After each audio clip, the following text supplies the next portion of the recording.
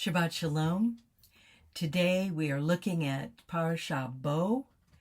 Bo is the command form of go or come, and this tells us a great deal about the subject. From chapter 10, verse 1, we read, "Then God said to Moshe, go to Pharaoh, for I have hardened his heart and the hearts of his courtiers, in order that I may display my signs among them, and that you may recount in the hearing of your children and your children's children how I made a mockery of the Egyptians and how I displayed my signs among them, in order that you might know I am God." This parasha narrates the last 3 plagues that God brought upon Egypt, as well as our first Pesach. Here are some questions that you might think about as we examine our reading. Why are the plagues and our exodus from Egypt so central to Judaism? Why is one of our most important holy days kept for an entire week with very specific directives, a remembrance of these events? Why are we supposed to think deeply about these events? Explain them, talk of them yearly to our children. Why does the narrative of our Exodus run like a thread through nearly all of our holidays? Why did God tell us to remember that He is the God who brought us out of Egypt with signs and wonders, miraculous events? This parasha contains the last 3 of the 10 divine acts which were designed to persuade a reluctant Pharaoh to release his Israelite slaves. These acts are mostly referred to as plagues, but our text more commonly uses the word signs, otot, or marvels, moftim, and wonders, niflaot, to describe them. Pharaoh's defiance of God and his defiance of God's command to let his people go brought terrible consequences and considerable suffering to the Egyptian people. But let it be understood, these consequences were the result of Egypt's own harsh, cruel, and unrighteous actions. This was cause and effect, sowing and reaping. To recap the preceding Parasha Va'era, we have the description of the first 7 divine signs. The Nile was turned to blood, frogs swarmed over Egypt, dust turned to lice, swarms of insects invaded the land, and pestilence attacked Egypt's animals. Beelzebub, that is Hasatan, is called Lord of the Flies. There's even a book by that name. And 6th, of course, boils covered humans and animals. Finally, last week we read of the hail that destroyed Egyptian livestock and fields. In this parasha, God displays the final signs: swarms of locusts, darkness, and of course the death of the firstborn. As our exodus from Egypt becomes imminent, we receive instructions for the Passover sacrifice and the Feast of Matzot. These rituals of remembrance, a remembrance commanded by our God, preserve the memory of God's redemption for all the generations of Israel. Those who do not celebrate Pesach reject the whole work of God that follows.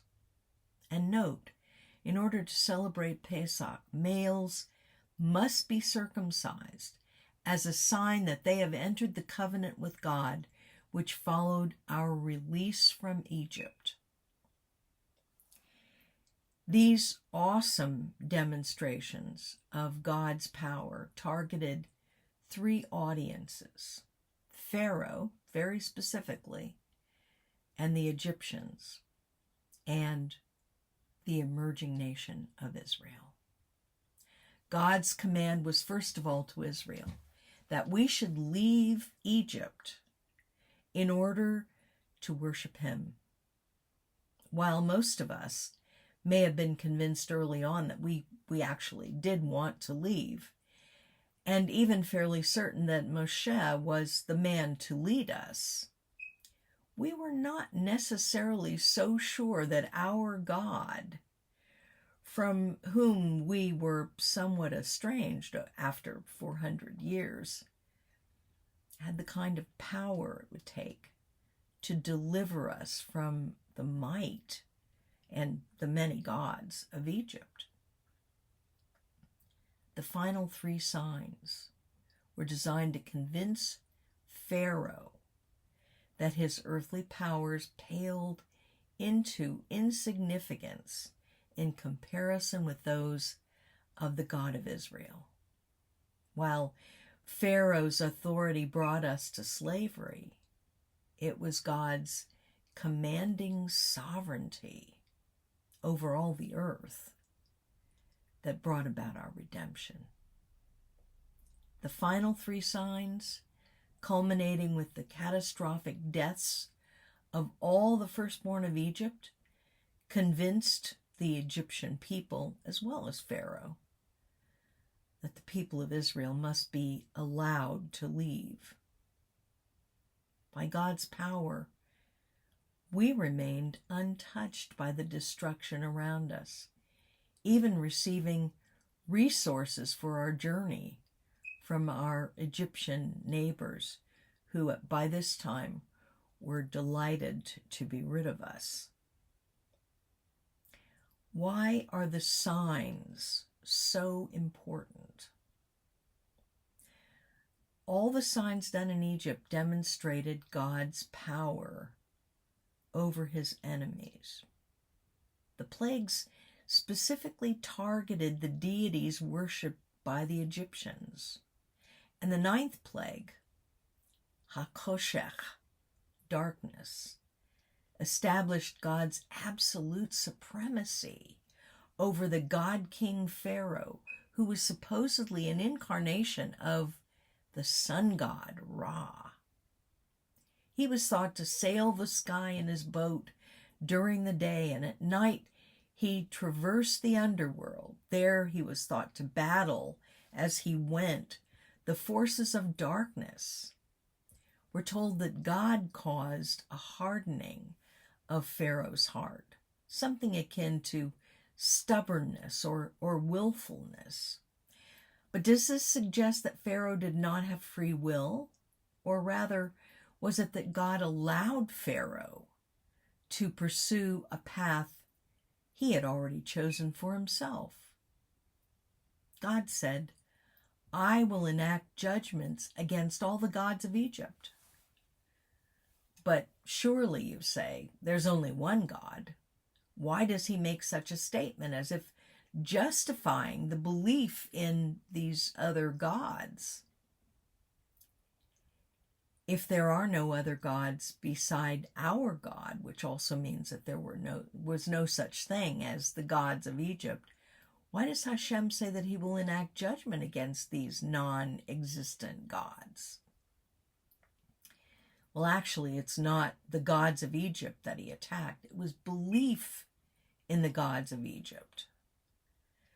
The god of all life in Egypt was the Nile River, and the Nile was struck by God first, turned to blood. The god of childbirth in the Egyptian pantheon was the frog goddess Heget, who also stood as a sign of fertility and protection for newborn infants.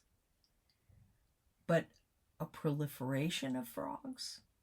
Frogs in food, in the beds, in clothing, everywhere? Not amusing. Other Egyptian gods were believed to protect the fertility of the land, the animals, the environment. But one by one, all of the natural order was deconstructed before the eyes of the astonished Egyptians. Lice or gnats filled the skies, the homes, and attacked even humans. Animals became ill. Egyptian gods whose images were comprised of multi-animal amalgams, Setek with a long snout, pricked ears, a greyhound's body, and an upright tail. The protector of cows, Hathor, also seemed unable to avert the animal plague or the boils from which animals suffered. Osiris, the god of vegetation, could not protect the vegetables and fruits from the hail and the locusts. One by one, every supposed Egyptian god and goddess was proved ineffective and ineffectual against the power of God.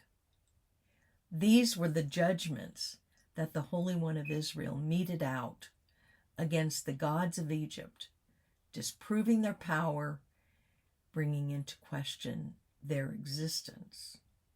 And now imagine living in Egypt at this time as one by one each supposed deity of the Egyptian pantheon was made to look foolish and powerless, ineffectual against the astonishing God of Egypt's slaves. But surely one hope remained, the sun god Ra. Each morning, his success in battling the forces of darkness was confirmed with the rising sun. It rose over the land of Egypt, and Egypt had an average of 3,451 hours of sunlight per year. That's of a possible 4,383 hours.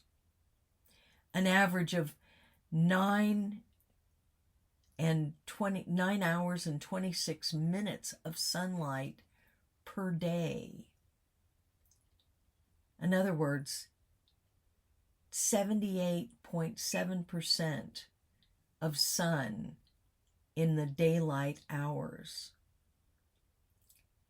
but not on the day of Hachoshek, when the plague of darkness struck Egypt and Ra himself was vanquished. By whom? How? Moshe Rabbeinu told Pharaoh this would all come about by Hashem's hand. But the stubborn non-believers of Egypt, typified by the pitiful sorcerers who tried to compete with the God of Israel, until boils sent them scurrying for cover. They always sought an Egyptian-centric explanation. It might have been attempting to attribute Ra's defeat to the powers of darkness, the gods of the necropolis, who, in a war of the gods, finally beat him. There's one final interesting note which most people don't notice. We read in chapter 11, verses 6 and 7, there was a great cry throughout the land of Egypt, the like of which never before has been and never again will be. Against the children of Israel, no dog shall wet its tongue, not a man nor an animal, so that you will know that God has individuated between Egypt and Israel. Have you noticed this reference before to dogs? Other than Devarim 23:19, it's difficult to find any other reference to canines in the Torah. Now, Anubis, or Anubis, was a dog or jackal god associated with the cult of the dead. Together with the other canine deities, Wepwawet and Kentamentu, he presided over the necropolis and the land there where wolves and jackals prowled. And the area was regarded as a place of tombs.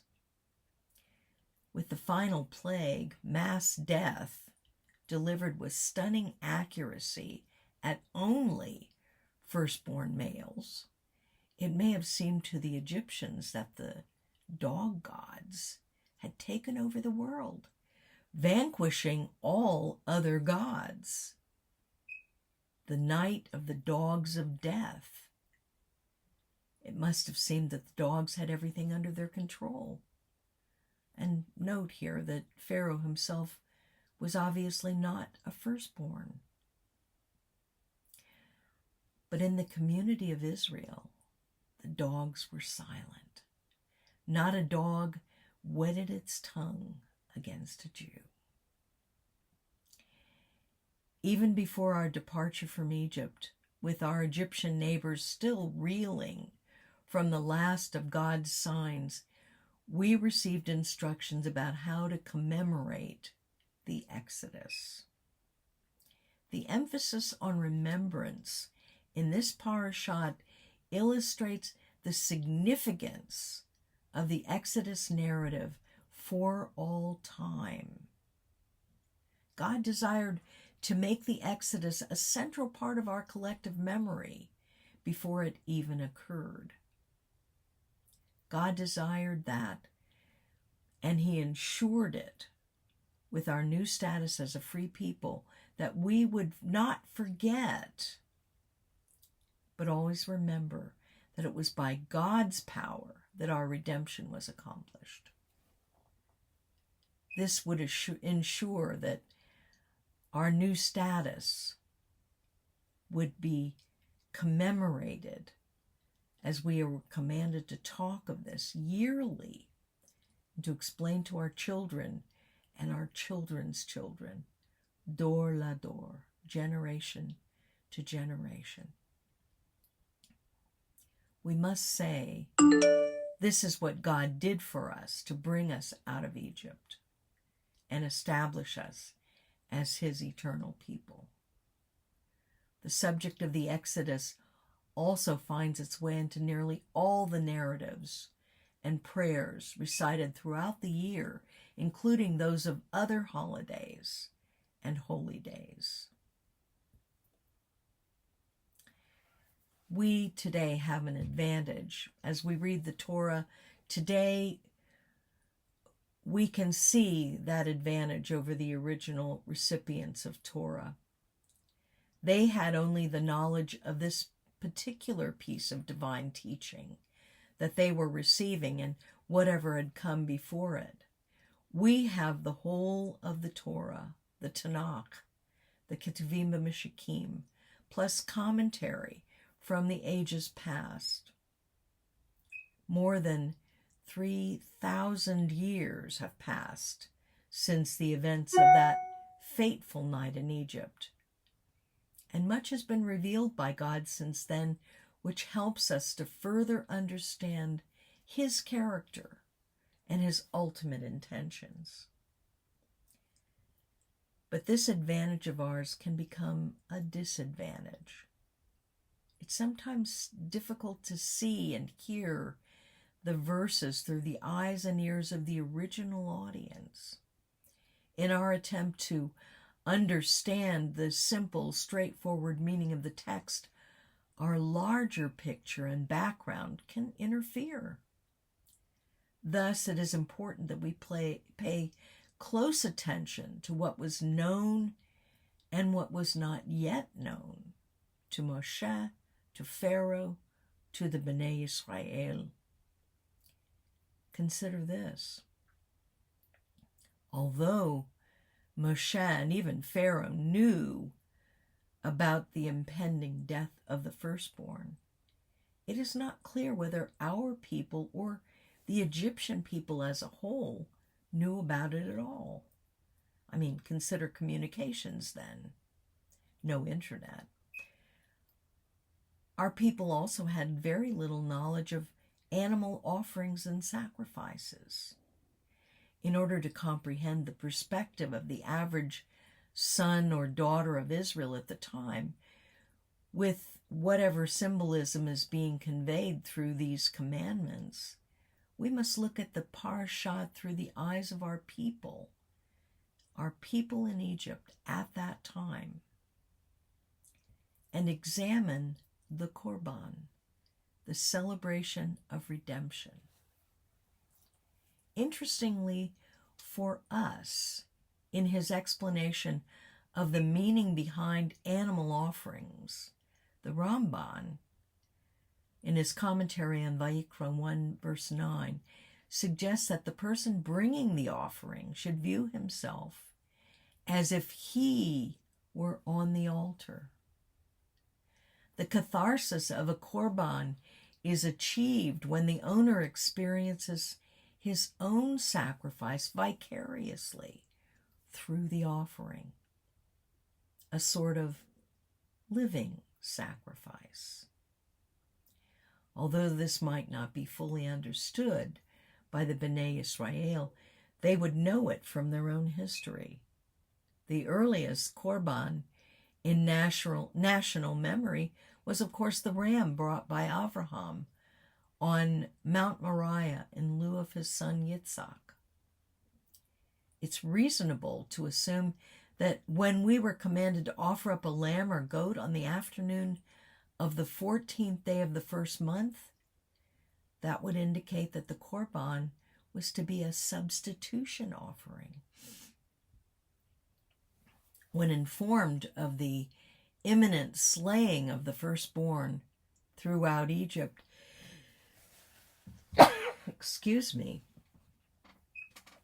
note that not just Egyptians, but all the people throughout the land of Egypt, it must be understood that the korban would stand in place of their own firstborn sons, the sons of Israel. This explains why Torah specifically commanded each family, each household, to take one animal, and why the blood of the offering was to be daubed on the doorposts to mark the house, indicating that the animal substitute had been slaughtered. The ramifications in regard to Mashiach's sacrificial death on our behalf would be obvious to Jews. Even Mashiach, our Passover, has been sacrificed for us. This was also a celebration of the end of slavery. The first group of commands indicated that we should take the animal, slaughter it, daub the blood, but further directions represent and celebrate the end of the slavery experience. The korban, the offering or sacrifice, must be roasted. This is symbolic of the fiery furnace that Egypt was to our people. The korban must be eaten with matzot and moror, bitter herbs, symbols of oppression and poverty. The korban must be eaten in its entirety and not broken up, as God has brought Israel whole through this experience. None of the korban may be left over, symbolizing that every member of the nation will be redeemed and removed from oppression. Any meat left over had to be burned, destroyed. Our people ate the korban, sitting on their suitcases. They were ready to move out. God explained the reasons for these actions to Moshe. I will pass through Mizraim on this night, and the blood will be on ot, an ot, which is a sign for you on the houses. God instructed Moshe that there would be an eternal commemoration of this day. Eternal. This day will be to you for a zakaron, a commemoration, celebrating it as a festival for God. The final 6 verses of Parashat HaKadosh outline the basic halakot of eating matzah, destroying chametz, avoiding the eating of chametz, the nature of the first and 7 days of the festival, and the reason for this festival. For on this very day I will have taken all of your divisions out of the land of Egypt. God told Moshe to sanctify the human and animal bechorot unto him. There was a 4-tiered promise given by God before the onset of the sign-driven negotiations with Pharaoh. God promised he would take us out, Vehotziti, of the bondage of Egypt, that he would save us, Vehitzalti, from them, that he would redeem us, Vega'alti, and that he would take us to him, Velakati, to be his nation people. These promises were fulfilled. We were redeemed by the blood of the Lamb. The term gula can mean a redemption or substitution. We were saved from them when Pharaoh released us. We were taken out when God turned our to Exodus with Pesach. The one component that remains unfulfilled is for the Bnei Israel to become God's nation. They are mine evokes this 4th promise. This is brought to fruition at Sinai with the giving of the Torah, but ultimately it is fulfilled with the covenant of Mashiach, Yirmiyahu 31. In a spiritual sense, we see the fruit of Mashiach in our deliverance, both national and personal. God has removed from us the bondage of our spiritual Egypt, the desire and will to sin, the Yetzer Hara. He has taken us out for the purpose of drawing us to himself. He has saved us, delivered us by his own hand, by his power and might. He has redeemed us by sacrifice. He has taken us to him to be his people, a nation of Kohanim and Yehudim, called to be a light to the world.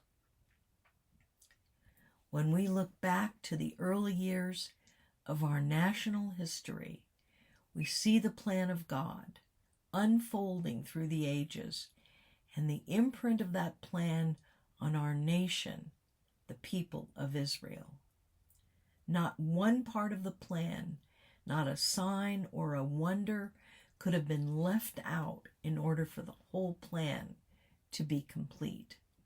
Thus, we do not look back on the events of the Exodus as mere incidentals to the plan of redemption, but recognize that they have eternal significance. As we marvel at the work of Mashiach on our behalf, we must not forget that it is founded upon the signs and wonders God did for our people in Egypt, all part of a whole. his plan of redemption for our people and for the world. May you have a blessed week. Shavua Tov.